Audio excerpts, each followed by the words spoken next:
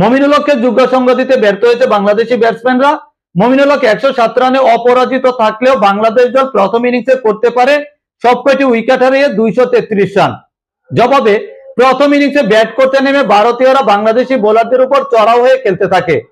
টি-20 সুলভ খেলতে থাকা ভারতীয়রা শেষ পর্যন্ত বাংলাদেশের চেয়ে 52 রানে এগিয়ে থেকে তাদের প্রথম ইনিংস ঘোষণা করে 9 উইকেট হারিয়ে। চতুর্থ দিনে ঘটেছে অনেক নাটকীয় ঘটনা, কারণ 400-র উপরে রান এসেছে চতুর্থ দিনে কানপুর টেস্টে, যেখানে প্রায় আড়াই দিনের মতো বৃষ্টির কারণে এই টেস্টটি ড্রয়ের দিকে এগিয়ে যাচ্ছিল।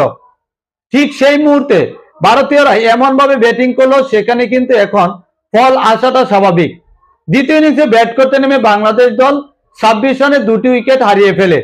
কানপুর টেস্টের ফলাফল কি আসতে পারে, বাংলাদেশের সম্ভাবনা কতটুকু, তা নিয়ে বিস্তারিত থাকছে প্রতিবেদনে।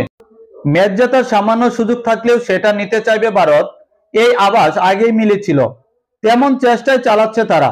বৃষ্টিতে প্রথম 3 দিনে মাত্র 35 ওভার খেলা হলেও চতুর্থ দিন শেষে কানপুর টেস্টে ফলাফলের সম্ভাবনা উড়িয়ে দেওয়া যাচ্ছে না।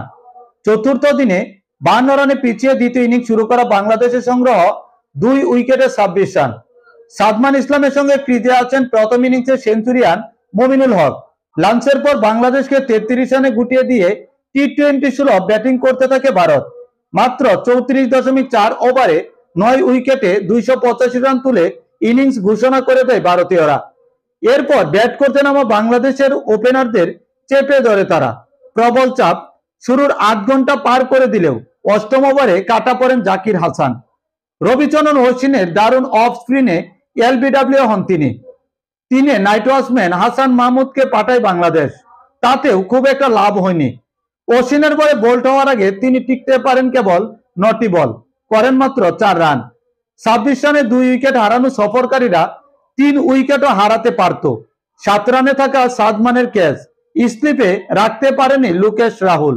তবে যাই হোক, কানপুর টেস্টের চতুর্থ দিনে নাটকীয় বেশ কিছু ঘটনা ঘটল, যেখানে 5 দিনের টেস্টের মধ্যে আড়াই দিনের মতো বৃষ্টি হয়েছে, মাত্র 35 ওভার খেলা হয়েছিল। সেখানে এই টেস্টের চতুর্থ দিনে এসে 18টি উইকেটের পতন ঘটেছে। এছাড়া রান এসেছে 400-র উপরে। তার মানে কানপুর টেস্টের ফলাফল যদি আসে, সেটি অবাক হওয়ার কিছু থাকবে না, এমনটি বোঝা যাচ্ছে।